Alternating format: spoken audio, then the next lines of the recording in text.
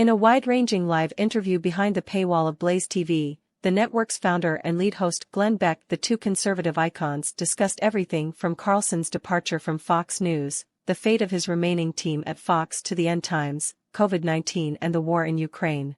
The two spoke for an hour after the summit, an event thoroughly reported on by the DC Inquirer, where Carlson, teaming up with Beck's Blaze Media, conducted marathon interviews with Republican presidential candidates Florida Governor Ron DeSantis, former Vice President Mike Pence, U.S. Senator Tim Scott, former South Carolina Governor Nikki Haley, entrepreneur Vivek Ramaswamy, and former Arkansas Governor Asa Hutchinson.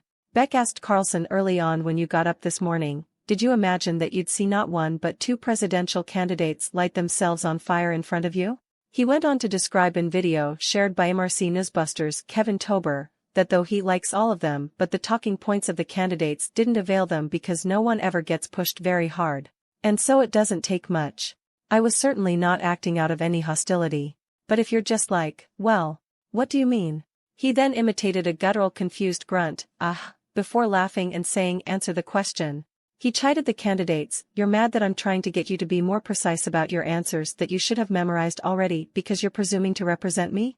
Early in the evening, Beck had commented after the Hutchinson interview, "I don't think I have seen anything burst into flames and die that fast."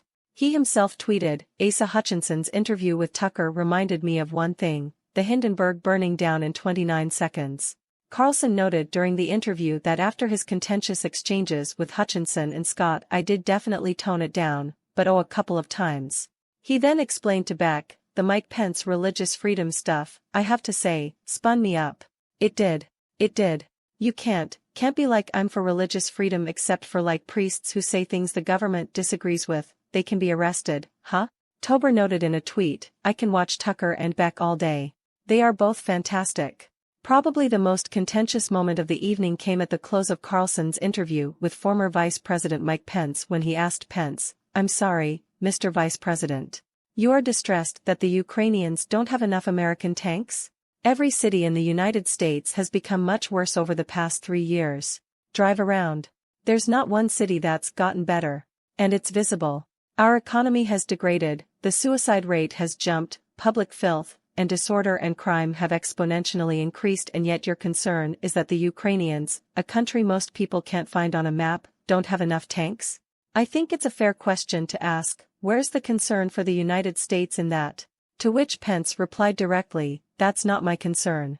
Based on the interview between Beck and Carlson, it doesn't seem that even Tucker fully grasped the significance of the moment, given that he noted his disagreement with Pence on religious freedom more readily. The interview appeared to suffer a technical difficulty and the live feed cut abruptly. Should additional footage become available, DC Inquirer will provide an update.